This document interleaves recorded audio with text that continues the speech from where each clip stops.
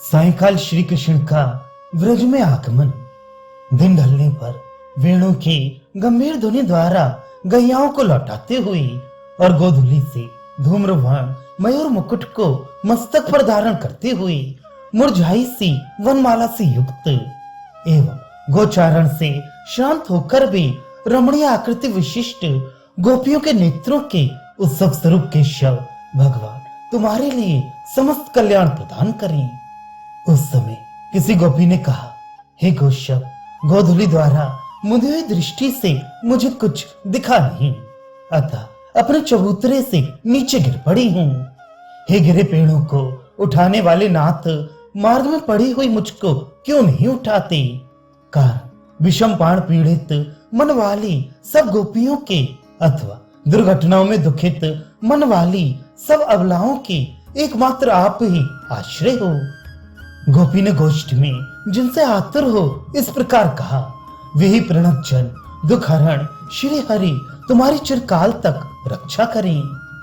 जिन्होंने कमर में बंधे हुए फीटे में नाभि के समीप वेणुधर रखी है, गैया की पूंछ पर एक कर कमल धर रखा है, दूसरे हस्त कमल से लकुट की शोभा बढ़ाने वाले वे पुंडरिक नयन भगवान वंश से व्रज में पधारे। श्री उमापति धर कहते हैं कि मार्ग में किसी गोपी के द्वारा गुरुलता संचालन से, किसी के द्वारा विकसित नयनों से, किसी के द्वारा ईषद हास्य रूप चंद्र का प्रकाश से, किसी के द्वारा एकांतिक चेष्टाओं से सम्मानित श्री हरि की जो दृष्टियां गर्व से उद्विग्न अनायास मनोहर शोभा युक्त श्री राधा के मुखार विंद पर भय और अन्य पूर्वक पड़ी, कंसारी के वे ही दृष्टियां जय युक्त हैं, अर्थात उन्हें कृपा दृष्टियों की जय हो। श्री लक्ष्मण सिंह जी कहते हैं कि गोकुलपति भगवान का वे मुखार विंद तुम्हारी रक्षा करें, जो वंशी बजाने के कारण गले के पास कुछ टेढ़ा है, अतः जिसके कर्णभूषण कंधे से चिपट रहे हैं, जिसके केश पाश स्फुरित मयूर पंखों से सुशोभित हैं, जिसमें टेढ़ी भ्रूलता का विलास हो रहा है, जिसके अधर पुट पर गूंजते हुए वेणु सन्निविष्ट है,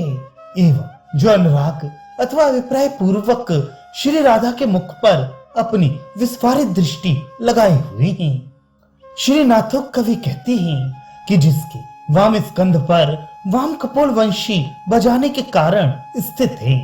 वंशी के मुख पर संलग्न दोनों बिंबाधरों से प्रेरित मंद मंद पवन से प्रारंभ करती है मनोहर ध्वनि जिसने, और जिसके गले में वंशी बजाते समय त्रिभंगी चाल से खड़े होने के कारण थोड़े थोड़े टेढ़े एवं चंचल हार निकर विद्यमान है,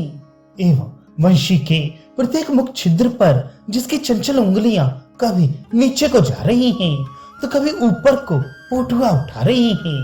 वे श्री राधा कांत तुम्हारी रक्षा करें।